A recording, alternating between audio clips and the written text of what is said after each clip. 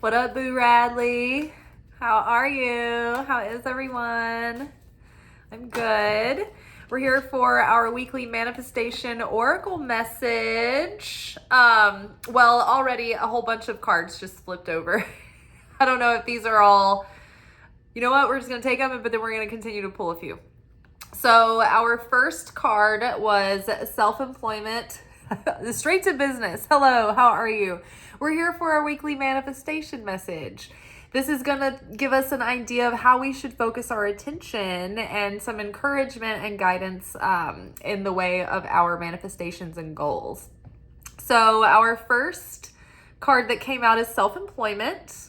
You're a born entrepreneur and your business is surrounded by magical opportunities. Yay! So there's been a lot of really encouraging cards coming up recently in the Pentacles suit, and let's see, like our Monday daily pick a card was King of Pentacles. Today's daily pick a card was Wheel of Fortune. So I feel like there is a lot of opportunity to gain a lot of headway and a lot of momentum right now. If you have like your own business or you have your own brand, really use this time wisely. Now that we're in the waning moon energy, think about what you need to do to tighten up your routine, cut out, trim the fat in your business. Anything that you're doing that's like busy work, but it's not adding to the value of actually putting your products and services or information or content or whatever it is in front of your audience, then it's not really driving the needle forward. If you're not growing your platform or selling your service or product, then you really have to ask, what is it that you're spending your time in your business doing? They could be, legitimate tasks, but are you getting in too deep with your research? Are you spending too long in that phase? Are you procrastinating out of a sense of perfectionism? I know I've got a woo-woo venture that I'm studying and sort of starting, and it's been really hard to fit that in around this brand. And it's going to take a lot of determination to cut out anything superfluous in my day, because most of my time is already accounted for as it is, so it's really important that we evaluate in our life and in our time and our attention, where are we spinning our wheels? Where are we wasting our energy or our focus or our attention on things that don't ultimately produce results at the end of the day, that don't add value to you or to your product or to your business or to your life? So focus on those things. For instance, I love watching YouTube. I'm not a person that sits and watches TV during the day. But I do like to have my spiritual inspiration in the morning, and it's sometimes there's not really, I'm caught up on the people that I follow, on their content, and there's nothing that's really standing out. And so I find myself sometimes just kind of still not ready to leave that space of that morning time, and I'm just looking for videos, and it's that's the time where I need to say, okay, this is not productive. I need to skip forward in my daily routine to the next thing so that I can get my day moving, or get into a task that pushes a project forward. Now you can think that you're working on those tasks related to projects, but sometimes we're still just spinning our wheels and we're doing busy work that feels like we're accomplishing something, but sometimes we're really not. And so we have to really evaluate and get honest and get into the nitty-gritty of our day and catch ourselves when we're just sort of spinning. I know one tool that is very helpful that I've used before, and I need to implement it again. But the Pomodoro method is when you set your timer for 25 minutes and you work solid for 25 minutes. You don't get distracted. You don't look at your phone. You don't You literally don't do any of the things, chase the butterfly. Don't do it. You stay focused for 25 minutes, because at the end of that 25 minutes, when the timer rings, you get 5 glorious minutes to do all those delicious, juicy, procrastinating things that you wanted to do. You want to go wander around the garden for a minute? Great. You got 5 minutes to do that. You want to go make a tea? Do that. You want to have a little dance party, or you antsy, you want to watch like a comedy video real quick, or like something that will, like, all of the things that you want to do during your day that you end up like wasting your time doing, you can actually schedule them in and get more of them done. So you do a 25-minute work session, then you get 5 minutes to fill with all these glorious distractions. You get the itch out of your system, you scratch the itch, and then you get back to work for another 25 minutes. And then you look forward to your next little 5-minute break. And then you work for another 25 minutes. And you get so much more accomplished, but then you also get to dick around a lot more too. And it's like more valuable, like higher, more satisfying dicking around time. So self-employment is great. Amazing. Don't give up on yourself. Continue to stick with it. It takes a long time to get something off the ground. It takes a lot of work, a lot of effort, and it takes a lot of work and effort and time to make something profitable. So if you are not where you want to be, don't give up on yourself.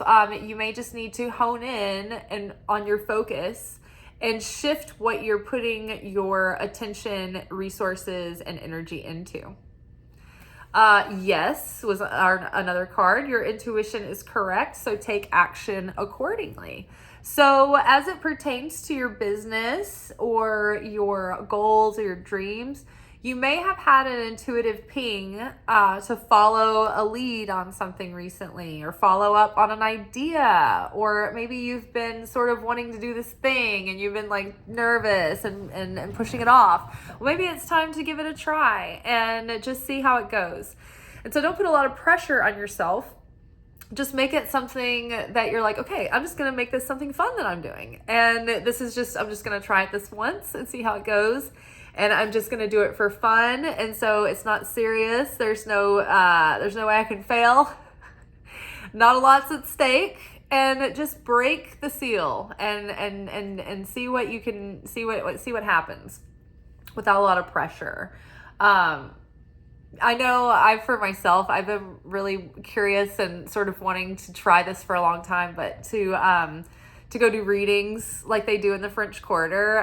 They don't really do it here in Nashville, like out and about. And so I've been wanting to do it, but it's like, it's kind of a production because I've got my table. I manifested my 2 chairs. I have spray painted them gold. They look cute. I have my tablecloth.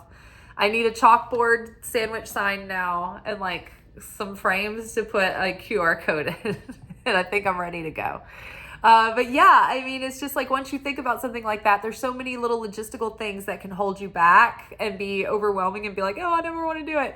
So, something that can make you do it and get you there closer is just to be like, okay, I need my table. Okay, get your table. I need chairs. Get your chairs. Like knock these things out little by little and get closer and closer and closer. It's like when I'm really on my game, I like to sleep in my sports bra so that I will already be partially ready for my jog the next day. Because I don't know, ladies, do you agree that putting on your sports bra is some dreaded act that it's not that hard, but it's an uncomfortable, weird maneuver. And it's like something in me wants to avoid it. And I feel like if I can just get the sports bra on, then like most of the hard work is over. It's like harder than the actual jog. Positive energy.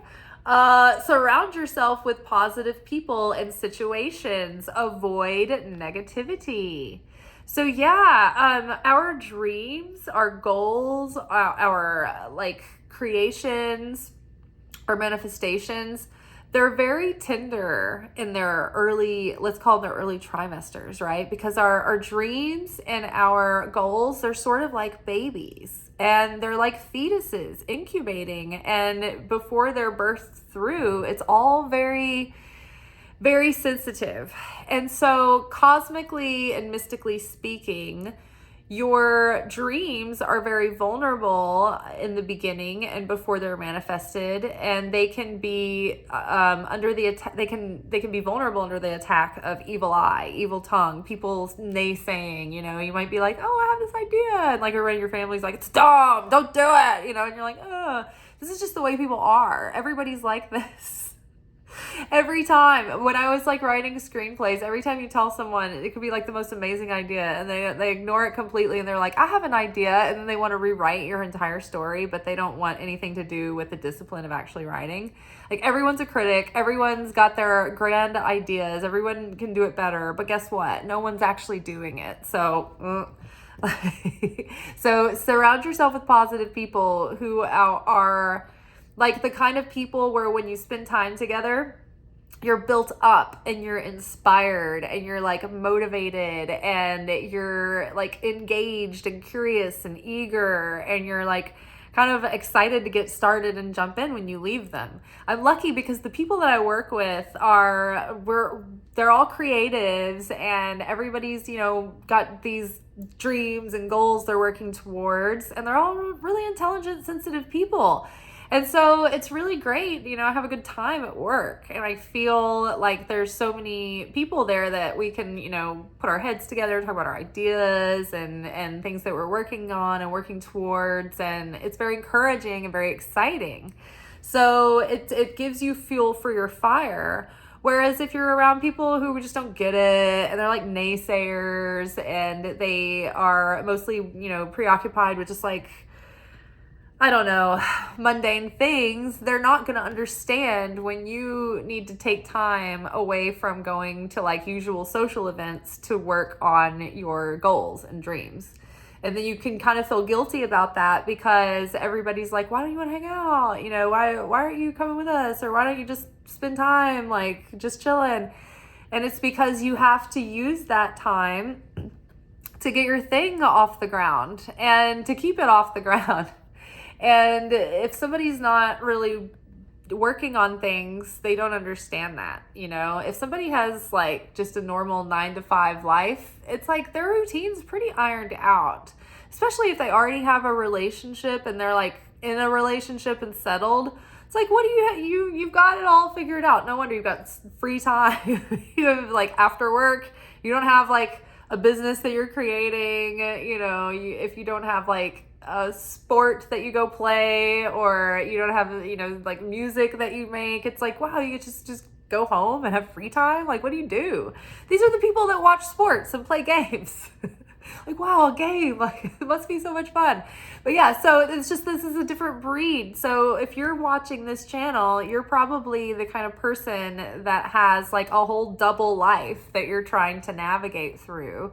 Because I think so many of us here are creatives, but we're also wanting to, like, where we create because it's like a soul calling, and we express our soul and our truth through our creativity. And so here, we're preoccupied with like evolving our soul and our consciousness, but also going after our dreams, and it's all interwoven, it's inseparable for us. So not everybody gets it. So try to find at least some positive people that can hold the vision for you, that can hold space, that you can talk to and get excited with and put your heads together, and try to avoid negative people that are like naysayers, or that like just want to, I don't know, put down your ideas, or they're not very, like, they just shut them down and shut them off. Like, just avoid talking to them about your stuff. Sort of like, when they tell you, like, tell women in their early trimesters of pregnancy, like, don't really talk about this yet because it's all very delicate, and a lot can happen in the first 3 months. So wait until there's more stability and we're further along before you start telling people. Now that's the same thing for like a new venture, a new product, or a new project. You don't want to tell people right away because, mystically speaking, their evil tongue and their evil eye can actually make the thing kind of weak, or kind of like prevent it from getting off the ground. You can put negative energy, defeating energy around the thing. So it's best to keep a tight lip on things in the early stages until you are more certain about them, and then you can kind of start telling people about them. Another thing that happens too when you start talking to people about your ideas is that you start putting out empty vessels. Basically, you get really like high on all the energy of everybody being like, oh, what a great idea. This is awesome. Like, yeah, you should totally do that. And then you get satisfied off of the excitement and the validation of chatting about it and having everybody get excited like it's already happened. And then you don't have that gratification to look forward to because you already blew your scoop, right? It's like everybody already knows that you don't have like good news to tell anybody anymore. Like, hey, I've been working on this thing. It's actually doing good. Like, you know, it's already come and gone. And so a lot of times people who have already gotten the excitement of just chatting about their idea, they don't actually follow through with it. You know, those people who are like all talk, no action. It's because of the talking. They get all the excitement and the energy and filled up from just everybody like, you know, ruminating about it, but they don't actually need to follow through because they've already got the payoff. So that is that. And then father healing is on the table this week. Your personal power increases as you give any father related issues to heaven. So the father wound, so the masculine is our outer expression and the way that we take action and the way that we share and the way that we express what is on the interior. The inside, our feelings and, you know, all of that, that's our feminine, our intuition, our thought realm and all of that. It's the interior world. That's the feminine world. That's the way that we feel about ourselves. So the mother wound has an effect on the way that we feel about ourselves and how worthy we feel and how we value ourselves. But the father wound affects how we like behave and how we act and how we show up. Are we responsible? Are we dependable? Are we consistent? Are we the kind of people that follow through with what we say and keep our word to ourselves, right? Are we, I just realized that my nail polish has peeled off completely. Wonder where it went. The father wound can cause you to have like a shiny object syndrome where you kind of have like non-committal energy and you jump from one idea to another, or like from one like romantic person to another, and you lose interest really fast, or you just can't you don't have staying power. You're like non-committal. That could be an issue with father healing. So in order to heal this wound, it's like there's layers of it. You know, first we have to forgive our father the debt of living up to father the archetype, right? Everyone's father is fallible. Everyone's father has failed them. That's part of the divine plan. Your tikkun is like written out before you come here to earth, and it's like your parents will disappoint you in this way. And that disappointment will help you become either more gritty and tough and more of a survivor and more positive and resilient, or this parent wound can turn you into a sour grape, you know? So it's like everyone has assigned parents, and the parents that we have are usually going to antagonize us in such a way that we, based on our choices in life, those wounds can either serve to bring out more of our light, or it can cloak our light in more darkness. And that is our free will, and that is our choice. We can awaken and choose to do the difficult work of sifting through all of that and coming to a peace with it, or we can let it eat us up inside. And it can affect the way that we show up in the world and how we behave. So the father wound shows up in how we behave, right? And how we treat others many times. So first we have to forgive our father the debt of being the perfect father and accept the fact that we had the father that we had. Radical acceptance is not, oh, I love that you're like this. I'm going to I'm going to force myself to love it and be happy about it.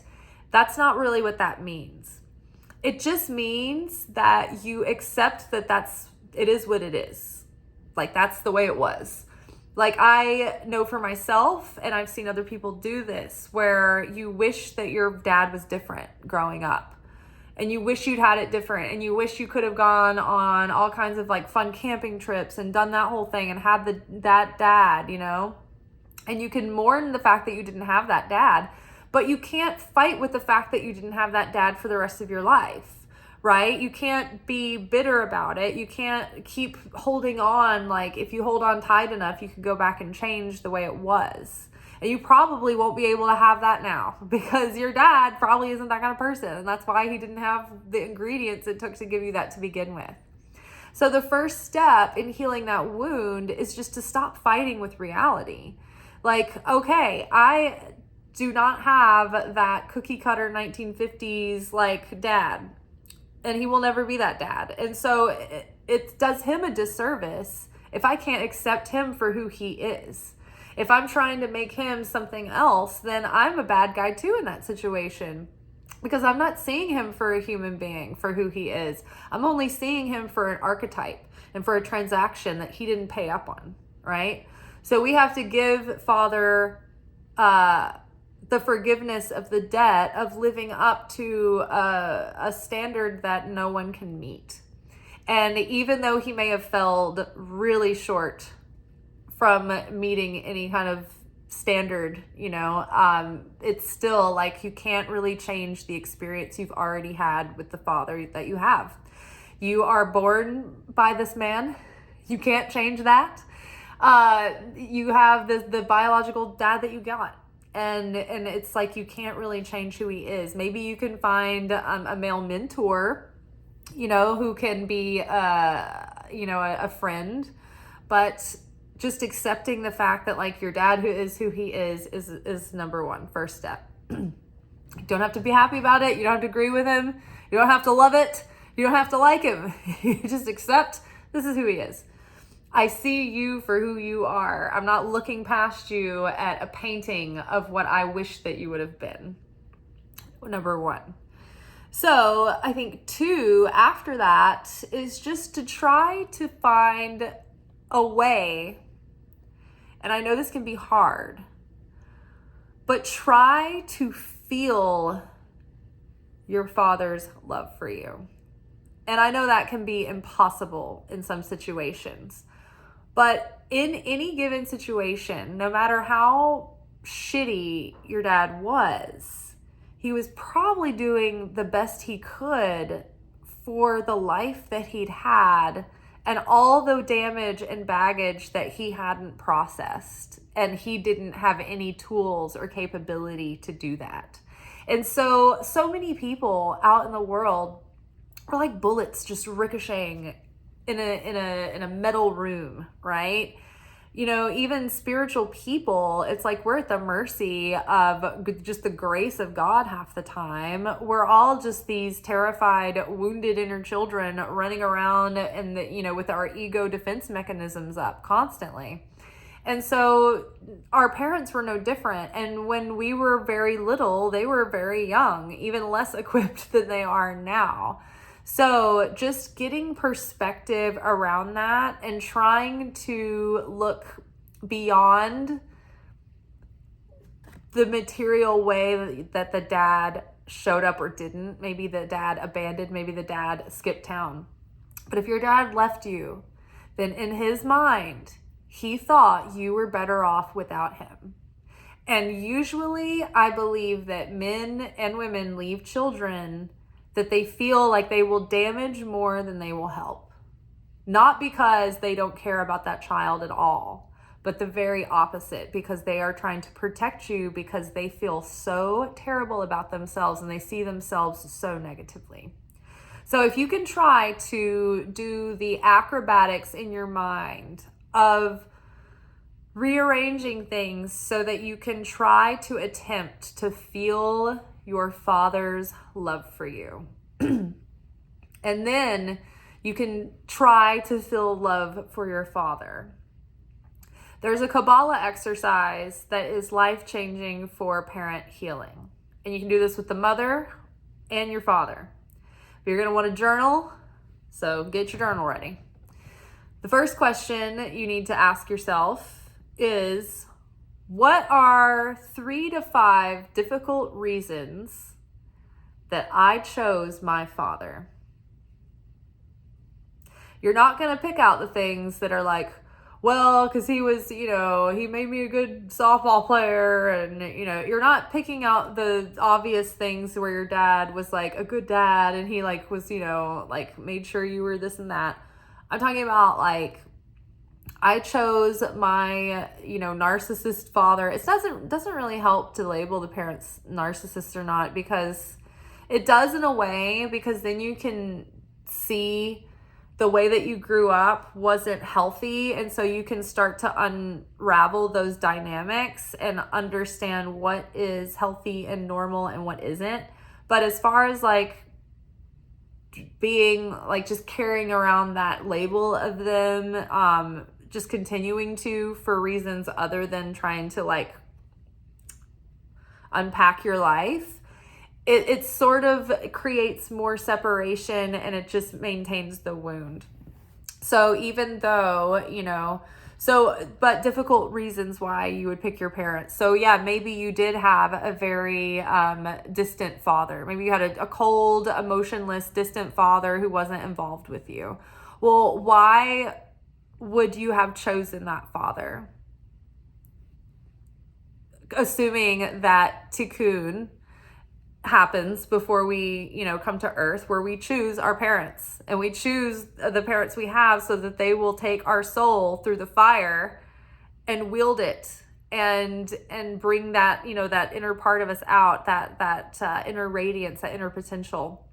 So think about those difficult things, those difficult truths about your father, and how, if you use them for the good, how they can strengthen you. So 3 to 5 reasons why you chose your father, but they have to be difficult reasons. And then the next question is to answer, what are 3 to 5 difficult reasons that my father chose me?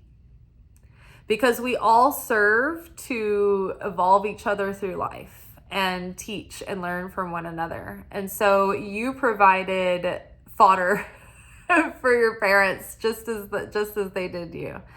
So those are good questions to ask. Then I would, from there, try to start observing your daily habits and behaviors and tendencies, and try to notice where you might be undermining yourself or thwarting yourself or holding yourself back because you can't be consistent enough with yourself. How are you not showing up for yourself? What are the mundane ways and the small micro habits that you have that might be a result of a father wound, right? Look for ways that you maybe don't follow through, or that you don't stick with things, or maybe you don't finish things. Think about in your mind, like the squeaky clean, like dad who's like, has his little fishing boat and plays golf sometimes, the plaid couch dad who changes your windshield wipers, and he's like, have you gotten your oil changed? Are you taking care of yourself? Are you eating, and that dad that checks up on you and makes sure that you're taking good care of yourself, taking care of your car, taking care of your life, get that imagination going and try to imagine this healthy father figure on your shoulder throughout the day. Try to bring that with you this week. And if your healthy dad was with you, would he be on you about some of the things that you're doing or not doing, right? What would your healthy father have to say about this? What would your imaginary healthy father have to say? Okay, I think this is a really good reading. And then let's get one more card. So we are this week believing in oh my God, this card actually was presenting itself while I was shuffling. Let yourself receive. Allow others to give you loving care and receive without guilt or apologies. So again, the father wound might make it hard for you to receive because you might not feel safe. If your father was like stressed out and like you needed stuff and he was like, again with this, like, you know, like uptight dad who's like, turn the air conditioner down and like, oh, the car again. And, you know, that can give you a lot of subconscious fears to express your needs, right? Because, oh my God, my dad like can't stand me. He thinks I'm so annoying because like I need stuff and then he's all stressed out and then he yells at me, right? And so did you have any of that? It can cause you to have fear around receiving from others because you feel guilty, because you feel like, oh no, if you give to me, then you're going to be exacerbated by me and exhausted and, you know, it's going to cause you to blow up or distance yourself from me or whatever. So it can be very healing and as a practice to start stretching yourself to be able to receive things from people and not feel guilty and not feel shame and not feel fear around it. Not feel like there's inevitably strings attached, like someone's going to hold ownership over you for the slightest little thing. I know for me, it was a process that took years for me to be able to receive anything, even like just little bits of help, like to ask for help at work or something and like have someone help me carry something or, you know, just the smallest things. I was so terrified to do that. I, you know, had a lot of baggage around that and a lot of like backlash in my life for times that I had needs. And so now I struggle with that core block. You know, we're in the To Be Magnetic, a blocking challenge for summer, but I struggle with my needs won't be met. My needs don't matter. And that is the core block that I have to get over. And so for me, it's been a real practice in learning how to receive without guilt and without shame. And now it's like I'm starting to get so much better at it, you know? And then healing the heart. You're a powerful healer, so keep up the great work. So that's amazing. So it's like the father healing is going to be on the table this week. This is going to be very healing for our heart. It ties in with our ability to receive. Like our feminine energy, our healthy feminine energy is made for receiving. The father is the masculine energy. The father is our original provider, you know? And so if we didn't have a good relationship with our father and we didn't feel safe to receive from the father, then that can create toxic feminine imbalances later in life where we are either identifying too much with the masculine energy and pushing too hard to force things to happen or to make things happen, or we're always doing, we're always sharing, we're like, can't receive any help. Like, you know, the person that's like people pleasing all the time and they're almost helping everybody too much. And you're like, chill, like you need to like actually let someone help you as well. Now, the opposite of the I'm overly masculine and I'm the doer, I'm the sharer, and I can't receive is the toxic feminine. I can't do anything for myself. I'm helpless. Do it for me. I need, you know, someone to wait on me hand and foot. I need to be completely kept and taken care of. So that, you know, happens either maybe when we don't have anything from the father. And so you become so obsessed with receiving from the masculine that you're completely like incapacitated to fend for yourself. Or you've been spoiled by a doting father who damaged you, you know, in that way. And then you don't know how to fend for yourself, or you're not confident in doing for yourself. Okay, guys, so self-employment, believe in your goals, believe in your dreams, work towards your vision in your business, hone in on where you might be spinning your wheels in a way that's not productive, and tighten up that workflow. Your intuition is correct. So there's something that maybe your gut is going to be like, hey, give you an idea to follow a little ping, and maybe it'll lead to a good opportunity, or it might save you some money or something along those lines. Surround yourself with positive people, positive energy, people who can encourage you and inspire you and share their dreams with you as well. Heal this father wound, and this is going to help you eliminate shame and guilt and open up your vessel for receiving. And the more that we heal our heart, the more that prepares the vessel to be a more open receiver, to receive more and to be able to contain and hold more. All right, you guys, that is all for tonight. We will be back together again tomorrow for our midweek alchemy message, where we take a look at the process of how we've been kind of approaching the spiritual lessons for the week, and we kind of unpack how we've been dealing with it and approaching it. All right, I'll see y'all tomorrow. Ciao. Thank you for watching. If you enjoyed this video and you got something out of it, then please give it a like. Subscribe to the channel. Turn on notifications to be notified of when I drop content. Like the videos, comment, share them. Anything that you do helps these messages get out to other people who need them. So you watching a video and taking an action on it actually makes a positive difference in someone else's life.